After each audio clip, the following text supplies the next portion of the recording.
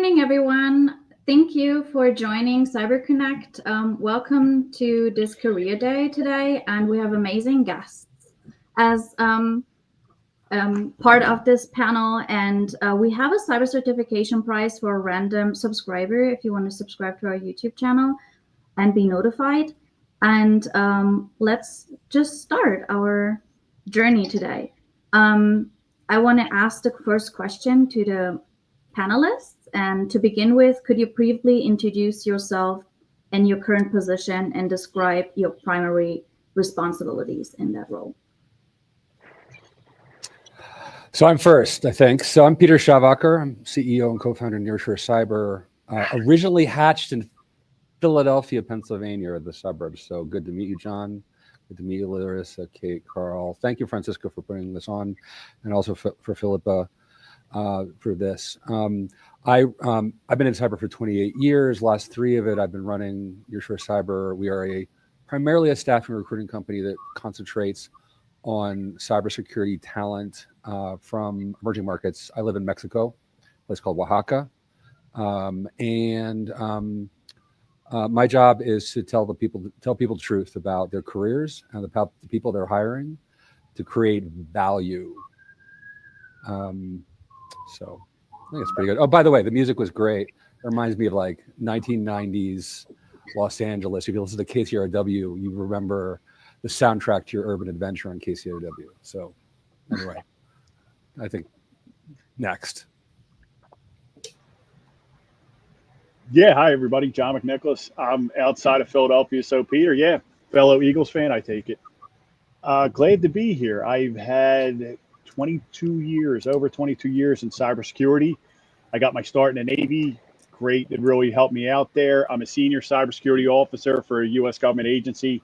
I say that because I've just been trained by OSINT, so it's a way of keeping it minimal as possible, because then you start getting emails, you start getting things like that. But yeah, I'm real happy to be here, and it's a great way to get more people involved in the cybersecurity field, because we all know we need them. Thanks. Hi guys, my name is Larissa. Definitely not AI, definitely not a Russian spy. By day, I am a CISA, and by night, I wreak havoc on LinkedIn. I've been for 10 years in tech, and the last 5 were in cybersecurity, where I mostly deal with contracts, and I'm basically the accounting of cybersecurity. So if you don't have a technical job and you want to pivot into cybersecurity, I'm your girlie. Thank you. Hi, I'm Carl Sickendick. I'm a lieutenant colonel in the United States Air Force. I actually just recently changed positions with the Air Force.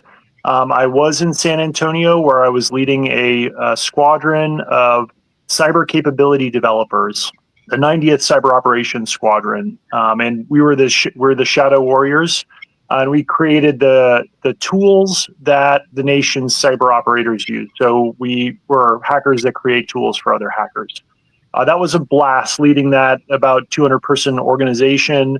And then just, the military, every 2 years, they kind of move you around, and that's a 2-year position. So I've got a lot of boxes behind me. Hopefully you won't see them. But I've just recently moved to be a professor of systems engineering at Defense Acquisition University. So that's a portion of the government, specifically the Department of Defense, that focuses on training the rest and educating the rest of the force on how to purchase things efficiently and make the best use of people's money. And I'm going to be fortunately focusing on cyber systems and cybersecurity in this job. So just started. I'll be probably answering questions with a focus on both. Thank you. Thanks for setting this up. Carl, congrats on the new role. Oh, my name is Kate Marshall. I run the summit events over at the SANS Institute. I have been in cyber and at SANS for almost 20 years now, and we focus on creating events that are, late breaking, community building, really just helping cybersecurity professionals level up quickly. And more recently, I've been leading different initiatives around AI integration and adoption within organizations, and just supporting AI development and adoption inside of security, and based in Denver. Fantastic. I love that. So you all have very different backgrounds and come from sort of these unique environments, and just would love to start with the next question of how do you see the future of the cybersecurity workforce? Let's start with you, John. As cybersecurity workforce, being more agile, honestly, is as we go into it. And I know everybody's AI is on the tip of everyone's tongue. I see it as a very efficient and useful tool. We have to use that properly, but it's just a tool. I don't feel like it's necessarily going to replace or turn it, upside down, but we have to learn, we have to be agile with it. We have to move with it. We have to keep learning, keep moving forward. The days of I work on Cisco devices, I'm a network engineer are gone. You have to look at the whole spectrum and be ready to learn something new. And that's the beauty of the field. You're always learning. Thanks.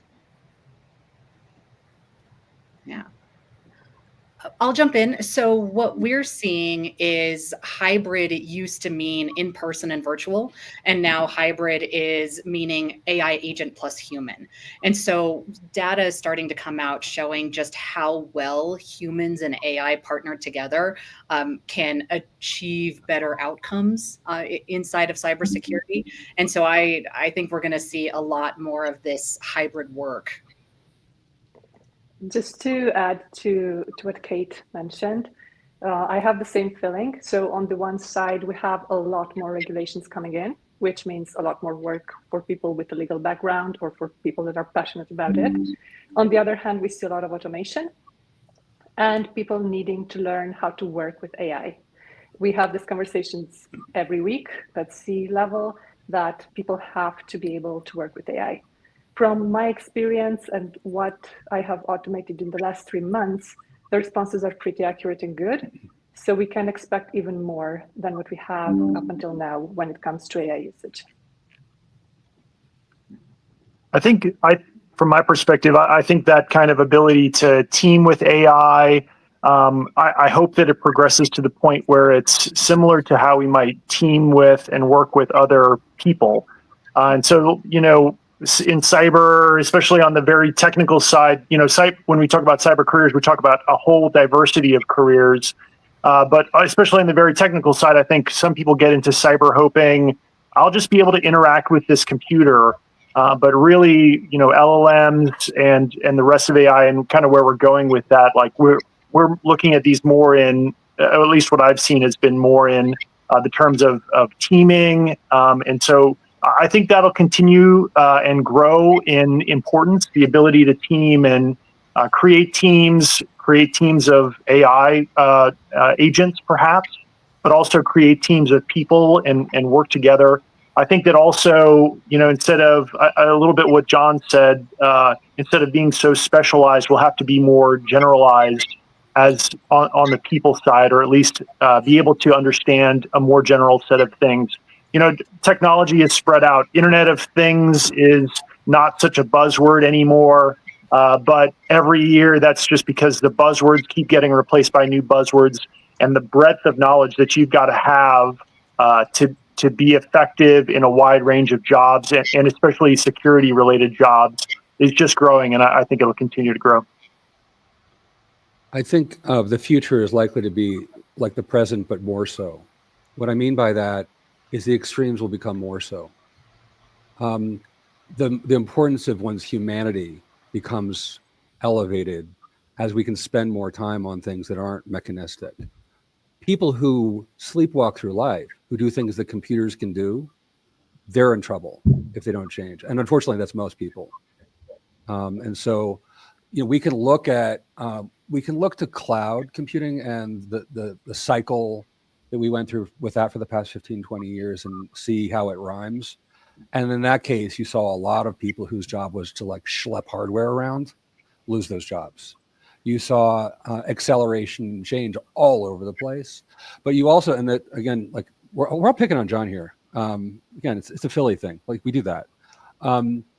There is at once a kind of increase in specialization in certain areas where deep domain knowledge becomes very important and very valuable and hard to come by. And then you have a kind of dispersion. Cloud people took over their own security when the security world said, no, you can't secure that. There was a period when, and to some degree, it still goes on, where people say, well, the system is too important to put in the cloud. Well, I draw your attention to what just happened with like SharePoint, what's happened with Exchange over the years, where the on-prem ones were the ones that were hit.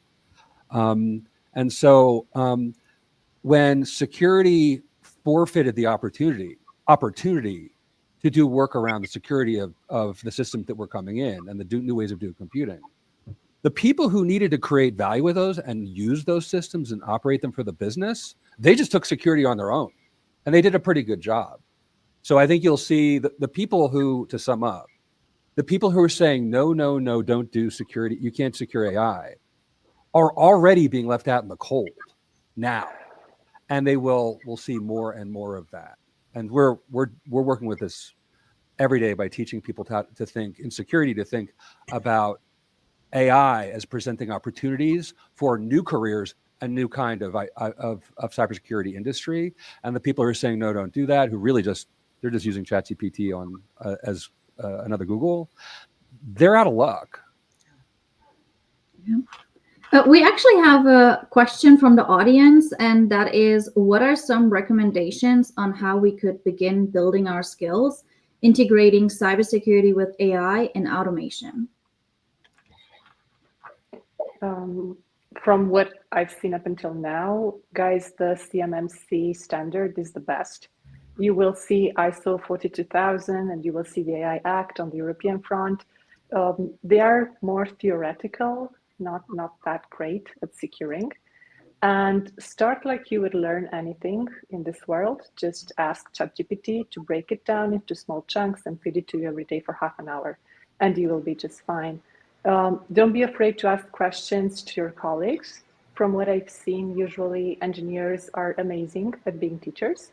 So find that colleague that already has some knowledge and pester him. Yeah, I love that, and we'll add to it. So the MITRE ATT&CK framework and like the OWASP Top 10 and the resources that they put out, if you just throw those into your favorite LLMs and say, help me create a study guide, a plan, and learn these things and learn them with integrating AI and building out those automations, it can create a beautiful and structured plan for you based off of those frameworks that experts use. I think the thing that's helped me learn the most over the years, if I want to do something very technical, is just to jump in and try it out. And there's so many tutorials. I was focused on programming in my last job, and there are so many open source tools that you can employ. You can run them on your own desktop or laptop or your cloud compute if that's what you've got access to. Jump in and try them out. And if you find out that you're walking through a tutorial and it's a little too high level for you, then I try and break it down and learn the next thing lower. Another thing I would suggest is Coursera and Udemy and some of those other kind of free online courses, to step into the kind of, take a class to learn it type of realm. It's not specifically necessary if you're finding out you're getting, what ChatGPT is kind of recommending for you as a building blocks. If you find that's really meeting your need, then that's probably the simplest way to go about it, as suggested. But if you find out that you kind of want the more basic thing, you want somebody to walk it through, you don't forget about those online free university sources. Those can be fantastic. And then there's the communities. There's the online communities such as Discord, and then just what the Carl said. And I love, like the NIST. NIST has so many free tools out there. The cybersecurity framework. That's a great framework, period. But if somebody's getting into it, you utilize that, ChatGPT, but also local security groups as well, ISACA, ISC squared, places like that. And just, the Discord channels are great. People are friendly and they're ready to help as long as you're eager to learn. I would suggest finding local people to work with regularly. Find one or two friends and make them friends. And yes, definitely use AI to design a tailored program. I like using the SMART goals framework. specific, measurable, etc. Look up SMART goals. Because you can use that as a prompting framework. I've done that. I've actually did a webinar on it back in January. If you look for me, you might find it, where I demonstrate how to use that.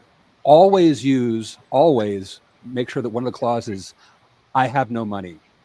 And the reason you do that, whether you have money or not, is the best stuff on the available is free, at least in terms of like the initial stages. You eventually get to the point where if you have, if you've exhausted that stuff and you want to save a lot of time and you have more money than time, where hiring people to coach you makes sense, but beware the easy solutions.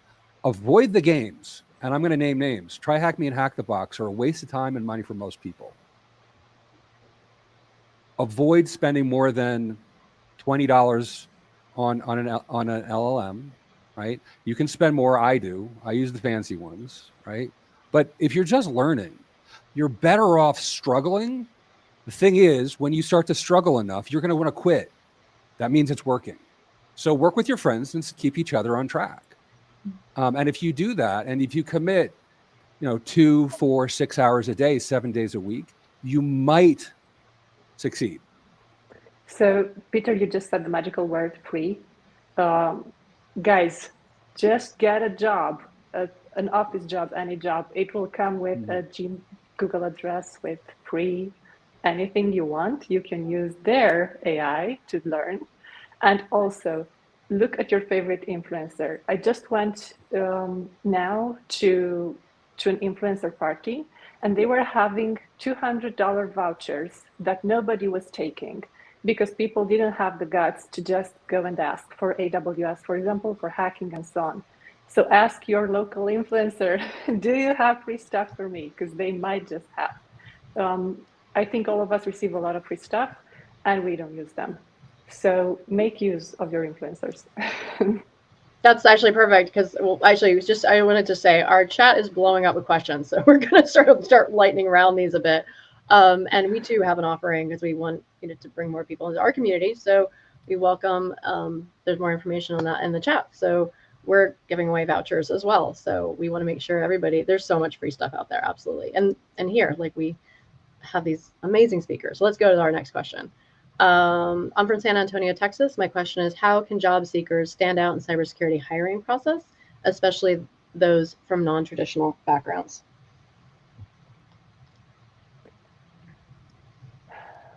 Meet people in person. Like, don't rely on LinkedIn for anything except the start. You use LinkedIn to find people, and then you meet them. That's why, like, my organization sponsors meetups. Why? Because people saying, well, how do I meet people? And we're like, okay, we'll show you. We'll get you together. But again, like, keep it low cost, keep it local, right? Deepfakes don't work in person.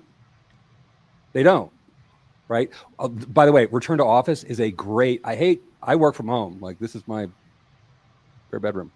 But you will have so much more impact in terms of your networking in the community if you meet people for coffee, if you go to the meetings, if you reach out your hand out with questions that are not, how do I get a job, but rather, how can I learn? How can I be like you? How did you learn what you learned, right? That's how I started. I've never asked a piece of career advice in my life, for me, never. 28 years. But I have often asked, how do you do what you do, and why do you enjoy it?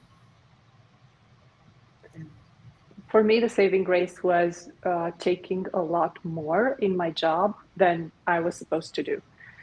So if you see some tasks that smell like cybersecurity, take them, do them as good as you can, and then put them in your CV.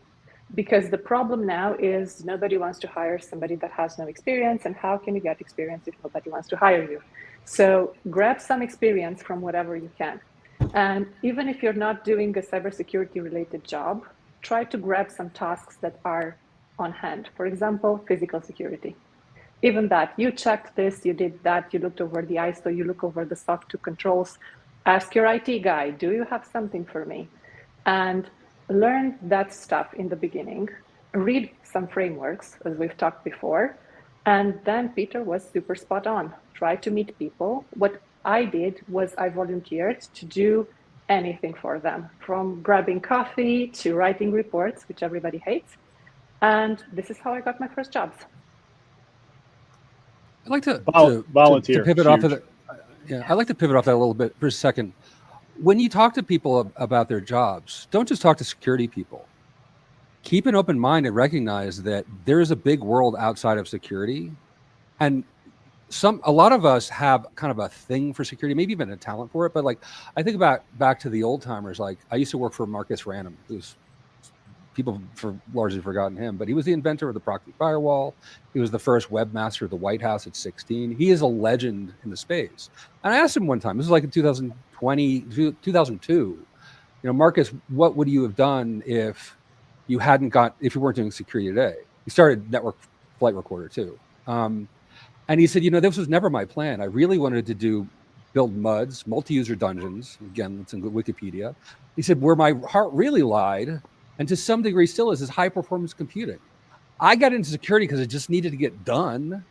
And then people started buying it. And if you want to be of service, which is the response I get a lot of the time when I say, well, why are you interested in security? If being of service is what you want, like, security isn't that great a place for it. Find out what kind of service you want to do and who you care about. And you might find that what you really love is web development. You may find that you want to be a software developer. You may find that you want to be a project manager. One of the best careers, I think, going forward, going back to the original question, is product and project managers, particularly product managers, are currently in higher demand than people know, and will be increasingly so because somebody has to understand the problems to vibe code them out beforehand, right? And so just recognize that there is a place to be had all over the place for people who have a little bit of security in them and can bring that to some other domain, whether it's IT or not.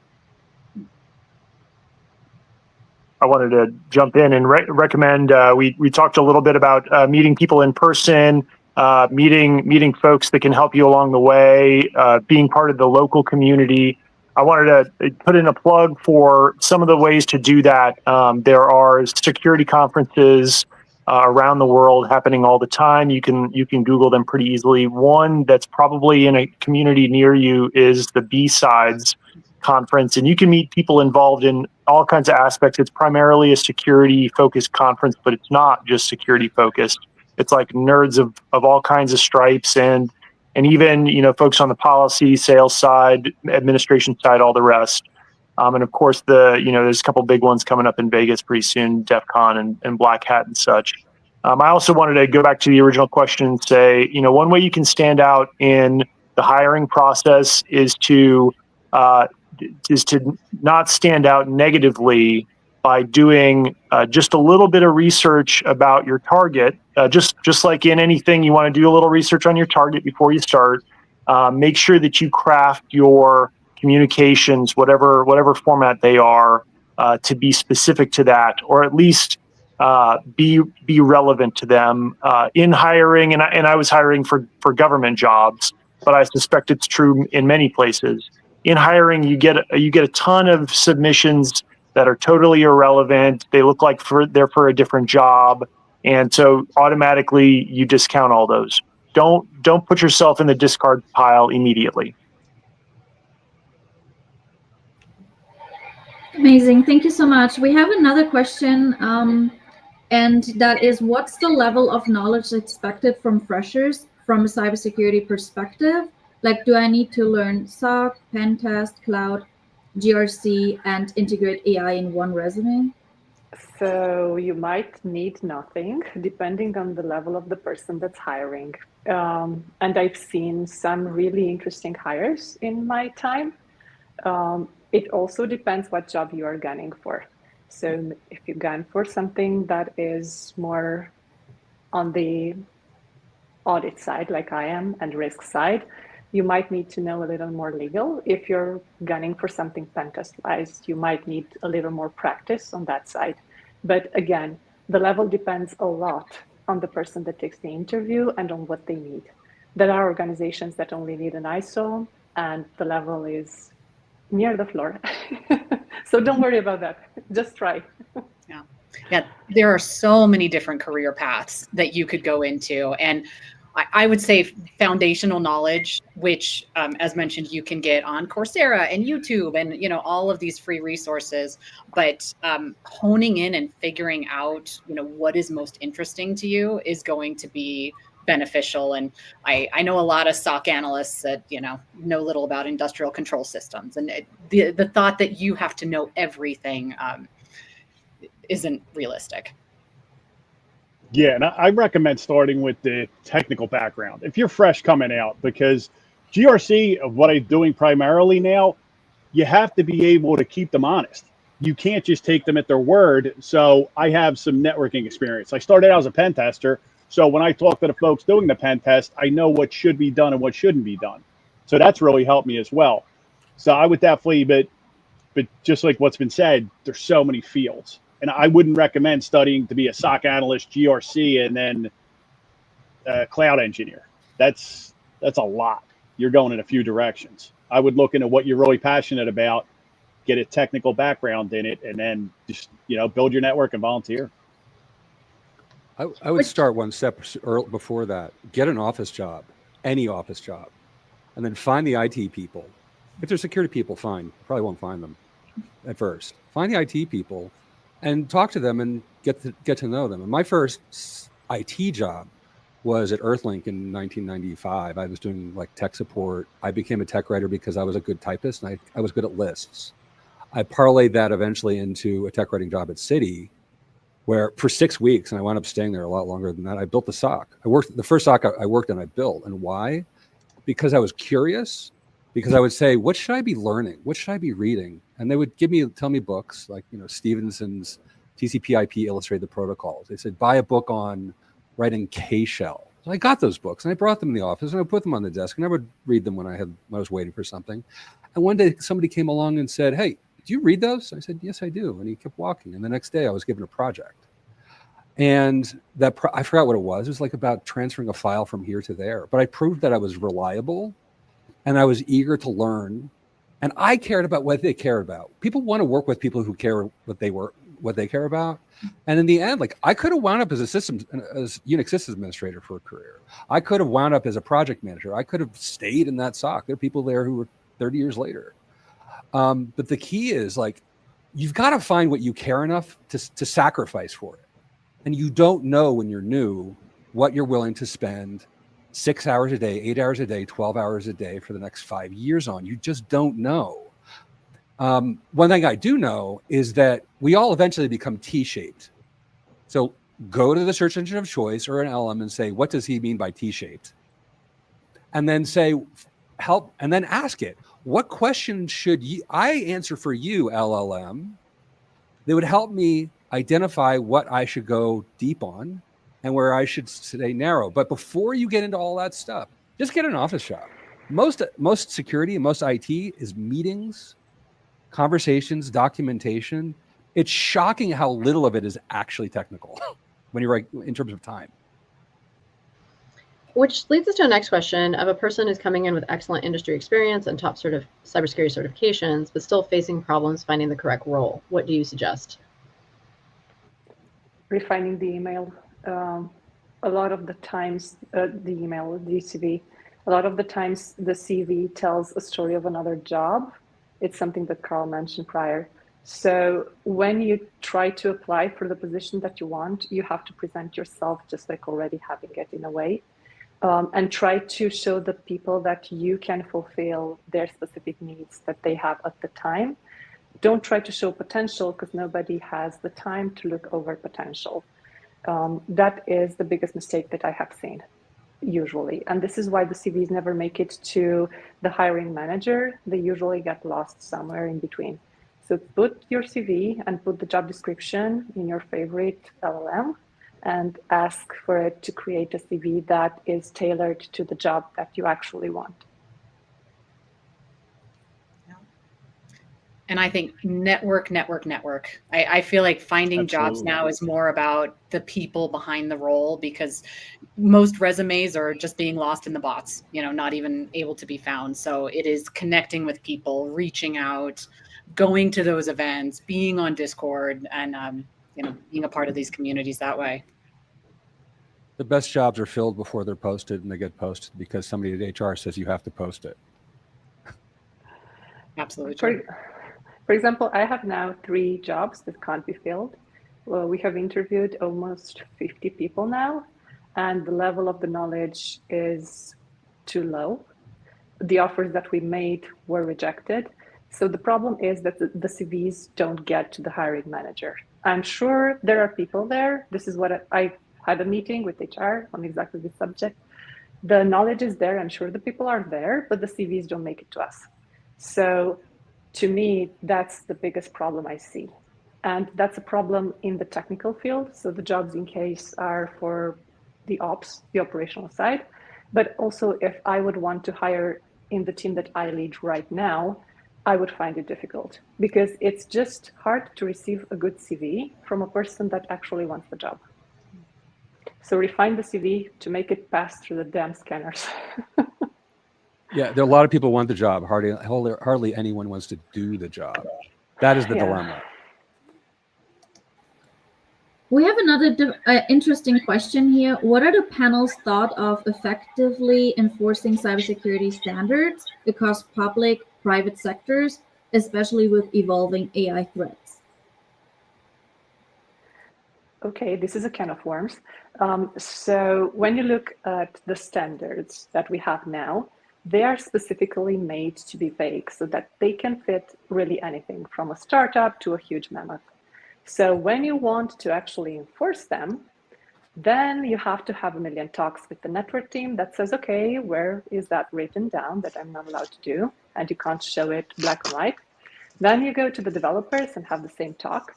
So actually enforcing the standard is a very different story of negotiation, mostly. In the European Union, we also have NIS2, and we needed to wait for clarifications 3 times because the law was made by lawyers and it has to be applied by engineers. So there's a huge fracture between the 2 sides. Again, you can look at the law and say you are compliant, but are you really secure? So to me, it's mostly a difference of, are you pen testing enough? Are you red teaming enough? Are you actually trying to be secure, or are you just trying to check some boxes? Yeah, I always heard compliance and security aren't the same thing, and they totally go for different things. And back to AI, I would do policies, user training, and technical controls. Sorry, Carl, go ahead. No, I agree with both of you strongly. I would also say, I've seen an improvement in security standard, enforcement and transparency by kind of modern, to kind of dive into software issues specifically, like modern configuration as code, infrastructure as code systems. A lot of the issues that I've seen from deploying code into the public sector, but I suspect it's the same in the private sector, stem from human mistakes or human customizations during deployment processes, or human created or handwritten, handmade custom configurations during these processes. And those aren't auditable. You can't go back and see what happened, where the mistakes are. They're often not really recorded anywhere well. But some of those modern kind of infrastructure as code, configuration as code, looking at like stuff that deploys across Kubernetes automatically. That's all documented. It's maybe part of a GitOps flow or something like that, so you can go back and check it all out. And in the government, like, we're typically the last to adopt things. So maybe the private sector has been doing it amazing for all these years, but I think on this one we're not too far behind them, and so at least some of that stuff looks bright to me in the future. But maybe I'm naive. I'm finding myself parsing this question and notice it and stuck on across public, private. Public and private are really different. If you're not in doing public sector, ignore it. If you're not in private sector, ignore it. Like the threat actors are different. The tech tends to be different. The cultures are really different. I think Carl and John could probably have more to say about this. I stopped doing government 12 years ago because I just couldn't take the culture and the pace. It's not to cast. I don't want to cast aspersions on the people who work in that space. You have my respect. I also know that like you really have to specialize it because it's a different beast. And I think the people who would look outward, because if it's an in-out thing, it would say like, yeah, I don't do private sector. You're crazy out there. The other thing that's interesting is the idea of evolving IT threats. I don't think the IT threats are evolving that much. I don't think that security itself varies much over time. IT does, business does, society does. Economic incentives on the part of attackers change. Economic incentives and disincentives to do security on the part of the buyers change. But if we're talking about effective enforcement, it starts with one, policy. What is policy? Policy is a statement of management intent. That's what I learned in my ISACA training, and I think it's true. Policy must be aligned with guidelines and standards. How do you enforce them? You check them, and then you have incentives and disincentives for following those standards, because we don't really enforce, we persuade. So you have to sell. You have to be able to sell, make people want to abide by these standards. Nice thing about standards is they remove a lot of the decision making. So for me, that's the best part. Like you can either make it up as you go along, or you can follow the standard and the decisions are made for you. We have another question from the audience, and that is, what do you think are the biggest cybersecurity challenges organizations will face in the next 5 to 10 years? Money. Everything costs a lot. So it really depends on how secure do you need to be. So if you're in finance, that level increases a lot. But the budgets I'm seeing are bubbling up from year to year. So if when I started, maybe 2 or 3 million were enough for a bank of, I don't know, 7,000 employees. Now we have a budget of 15 million, and we're looking at it, it might not be enough for this year. So the money is just getting crazy when it comes to protection. I don't know if I could give you 5 to 10 minutes, the way things are changing in the world. 5 to 10 years, forget about it. You got 2. That's your planning horizon. That's all you got. The one thing I will say is that if the trends continue, insider threat is going to be far and away the most important issue, because we're seeing fewer and fewer people with more and more power compensated better and better. Look at the Frontier Labs and the crazy money that they're laying out, right? And companies like NVIDIA. And then you have a lot of people who are being left out in the cold to some degree due to their unwillingness to actually accept the coming reality and the present reality. But you're going to find a lot of people who have skills and can't put bread on the table, and some of them still have access. So insider threat becomes really important. The external attackers, it's just a matter of volume. It really is. That's all it is. Yeah, and AI will certainly increase that volume.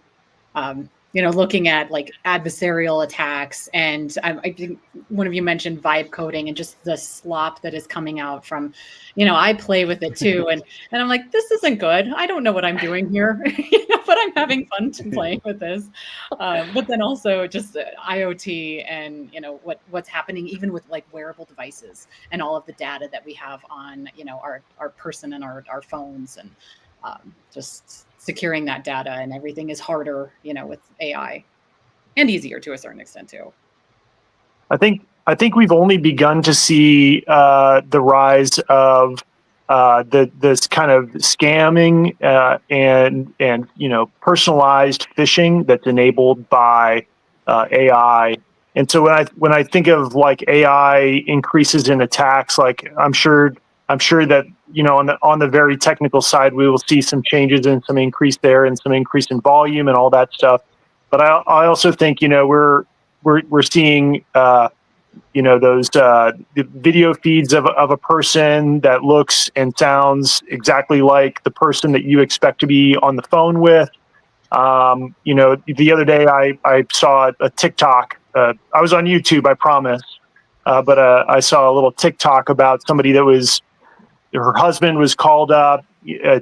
A person on the other end of the phone explained that they had her captured. And what I thought was, if that scammer was not able to use her likeness, her individual likeness in this scam call, then they will be able to in the next scam call. because she's put out a video on YouTube and TikTok, and the more of these kind of, I'm speaking here today. If anyone were to record me, you could replay my likeness, and target an organization that I'm a part of, or my loved ones, with false information. So I think we've only begun to see the start of that. I think it can only increase, and then we'll have this challenge of authentication and things in new ways that we haven't had to think of before. And I think that it's really attacking the human in that case instead of attacking the cyber system. So I think you get a little bit of insider threat there. You get a little bit of people targeting your insiders as well. I think applying best practices. Thanks. Applying best practices, all this new technology. Just what Carl's saying about the deepfakes. I've talked to my family, and we have a code word. If you ever get a deepfake from me, and all of a sudden it's like, hey, I'm in jail, send something to me, I'm going to say some silly word that no one else knows because we talked about it in a park. And it just, but what the Carl said, like, apply best practices to current AI. Like, I'll end with this part. I was talking to some senior pen testers. They said that they used to file all these paperwork, rules of engagement. You talk to lawyers for a week even before getting started, but the same organization had no problem letting an AI tool run through it with admin root rights. That's crazy to me. So best practices. Thanks. We'll jump in our next one. What are the most in-demand roles in cybersecurity right now, and how can someone prepare for them? And I think we've touched a little bit on, they go technical, they go non-technical. If it's in demand now, there isn't time to prepare. The time to prepare was 3 years ago, 5 years ago, 10 years ago. Don't chase what's hot now with something that requires preparation. I assume that's embedded in that question. So it's more a matter of like what's coming up, and the only way the best way to deal with that is find out where your resources are, and they're going to be local. Just start, just like Peter said prior, get a desk job, any desk job, just start somewhere. Don't wait for the job to be in demand. Don't wait for it to be cool. Do it. You will discover there what's needed. You will also have the best chance because you are already there. So they will be more inclined to move you to a new position than hire somebody new. So just start somewhere. Don't wait for the perfect thing. Yeah. Learn the foundations if that's where you're at. Yeah. And you never finish with the foundations. You just layer them. The nice thing about foundations is they're stable. Right? Linux Systems Administration is stable. TCP/IP, we're still on v4. We're supposed to be on 6. Oh well, right? It's stable. Those will always serve you. Learning to love the questions, I think, is the most important thing. And when you're new, you don't have any answers. Nobody wants to hear your answers because you don't know anything. You don't have any experience to speak to. But you can, if you're a generator of questions, you are always valuable. So do that. Thank you. Another question is, in today's job market, what are some effective ways for career changers to transition into cybersecurity roles? Take the skills you have now, match them with whatever is needed, reformulate the CV, and apply like a crazy person. That's the key. I wouldn't do it. I wouldn't transition to cybersecurity right now. I'm in the cybersecurity job business. It's terrible time. I'll talk about this in my one-on-one session. I think this is a very bad time to get into cybersecurity. It has been for the past 7 quarters, and I don't know if it's ever going to come back. And I lived through the big cycles. I know what it looks like when it starts to, things start to tick up. We haven't seen that tick up. I don't see it coming. Like I said, there's a big world out there around cyber. There's cyber in it, in every domain, in the same way that there's IT in every domain. And if you want to do cyber, you can do cyber from a different perspective. There's nothing wrong with that. For example, in my team, what we are heavily training now is the use of AI. Not how to secure AI, but the use and automation with AI. And this is what my team has been doing for the last 6 months. So we have identified tasks that can be successfully done by AI. We have looked at how the AI works with it and do that. So try to find something that is in this split AI and cyber, because this will make sure you will have a job in 5 years. If you try to go specifically to cybersecurity, again, I have the same feeling as Peter does. The jobs will shrink. It's normal. Every job will shrink. So it's not something that is specific to cybersecurity. So learn to be super prepared for the new market that's coming, and just learn how to use AI. Make it your best friend. Talk with it 30 minutes every day. I feel like if you're looking for new roles in cyber too, getting on hackathons or capture the flags, and if you're really good at those, there are organizations that are looking for people that are really good at those, and they will do in-office training on them.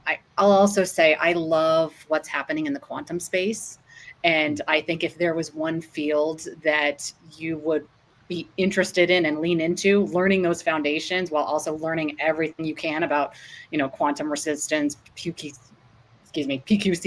whatever that one is, and getting into some of those emerging fields.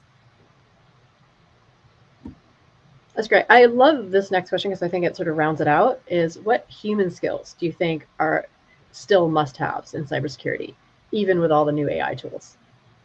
Teamwork. Inquisitive. Punctuality.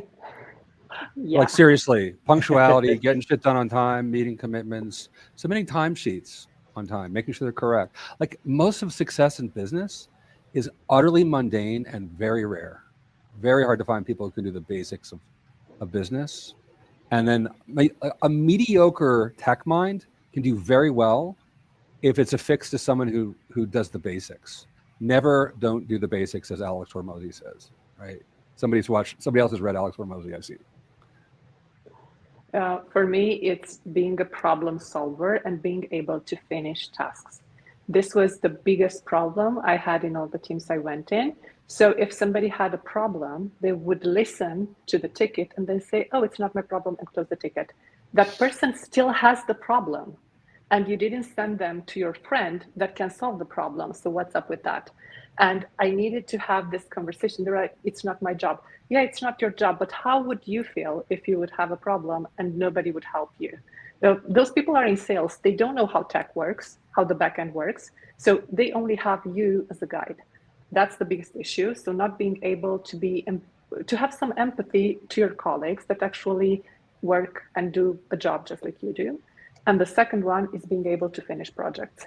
This has been the biggest problem ever. No matter how big or small the task, it would always be pending at 70%, and I would need to swoop in and actually close. And that's the clear way that will keep you mediocre for the rest of your career, no matter what you do. So being able to take something and deliver it completely successfully, ingest feedback, adjust, and do a great job, that will always be in fashion, no matter where you work. Yeah, the art of the pivot, and in having those soft skills, but then also loving learning and continuous learning, and making sure that you continue to evolve and figure out how you learn and the way that you absorb information the best, and then lean into that. And doing the work that nobody else wants to, and being willing to back up other people. I remember early in my career, the single point of failure always bothered me, and it still does. And we had somebody out there one day, and we were at a work stoppage. The office looked silly. I made it a point when they came back, I sat with her, I got up to speed so that wouldn't happen again. Just being willing to help others and take on the work that other people try to avoid, because it'll pay off. Like it's been mentioned a few times in this panel. People notice that. Thanks. You don't have to be very good. Like if no one wants to perform the task, as long as you're honest about your abilities, you can suck at it. That's okay, right? And you're early on in your career, you're going to do the dirt work. You're going to do the stuff that nobody else wants to do, and that's your function. You're not going to get paid well for it either, and that's okay.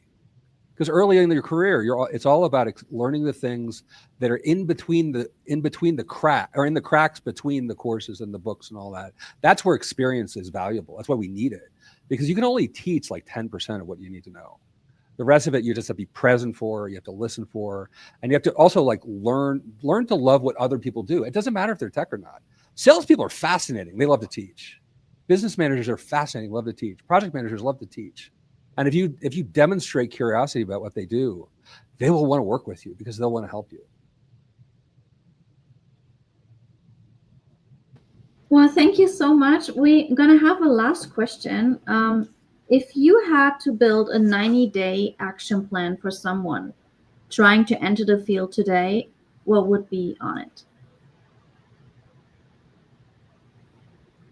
I'll give you something tactical for managers. Yeah. I used to do back when I worked at bigger companies. Actually, I'll name names. I used to work for Optiv. I built the SIM practice there. I came in as a consultant.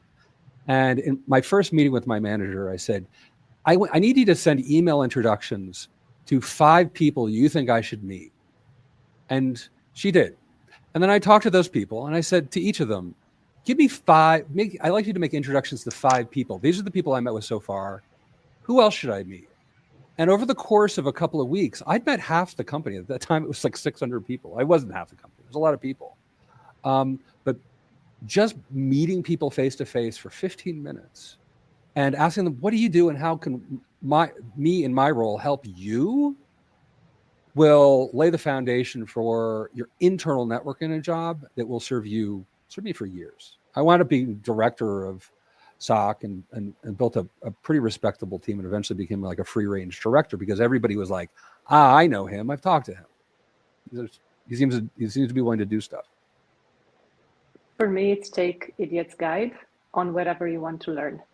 So just take Idiot's Guide, read it, and try to apply what's in there.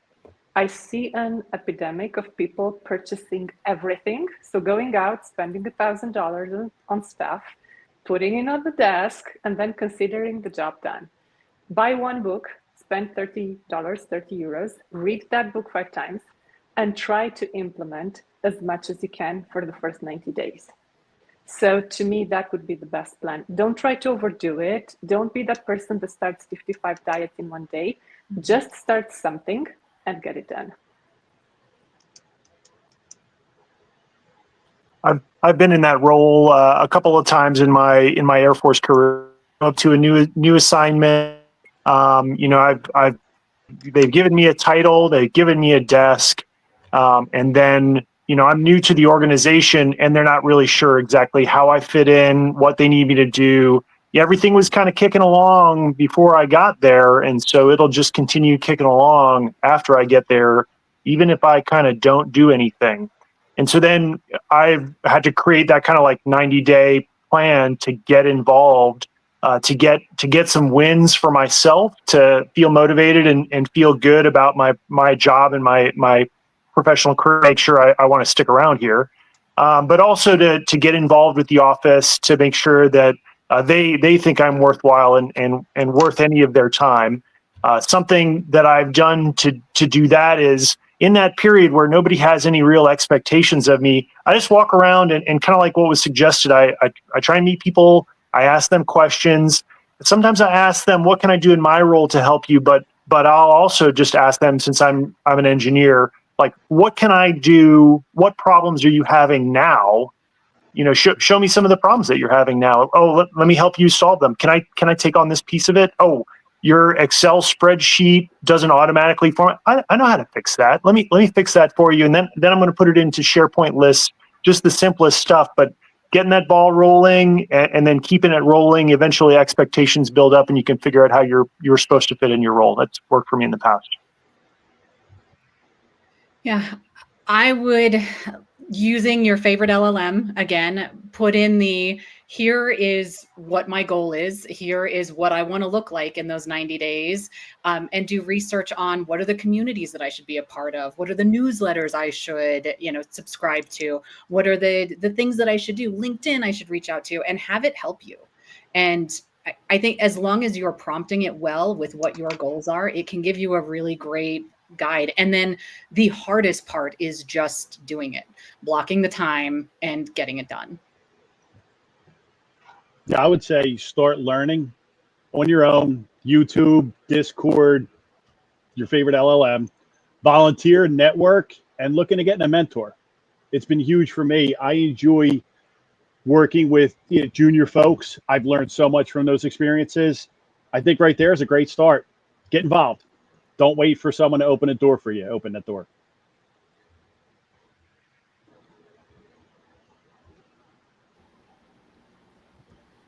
Okay. Are there any other tips that you might want to share with the audience as of right now? I have a question for John. What's that word you were talking about? The word mentor, volunteer, No, learn the what? secret passcode. Oh, no. It's, yeah. You said it was a silly word, though, right? Oh, it was a silly word. I'm going to change it. It was like purple elephant riding a bike. I got to call my wife right after this. So actually, I got to go talk to her. Not call her. Correct. Yeah, Correct course battery staple. exactly. Something like that. SpongeBob eating marshmallows. Could be anything. Just something they won't guess or can't find on LinkedIn or Discord, your favorite social media. So, John, just leaning into this, I have a colleague that's leaving the team, and I've created something surprisingly scary, even for myself. We've put all her emails and every communication that she had into Notebook LLM, and we've created a copy of her to ask her questions after she leaves. And it's scary because it uses information that the LLM just added in between to fill in. This is why even if the information is not necessarily easily to find, make sure it's something completely disconnected from your life, because Absolutely. it can actually be filled in by a good LLM. Oh, yeah. Yeah, your third grade basketball team is not a good answer. Yep. Exactly. To us, it was scary. Yeah. So. Well, thank you everyone for that information and coming on here. We're going to go into the next channel, and that is the next generation professionals. We do have some focused session with John, Larissa, Kate, and Peter later on. So thank you so much, Carl, that you have been part of this panel, and hope to have you in one focused session soon. Thank you so much. Everybody. Bye-bye. Thanks, everybody. Thanks for setting up. Thanks for having us. Thank you, everybody. Bye-bye.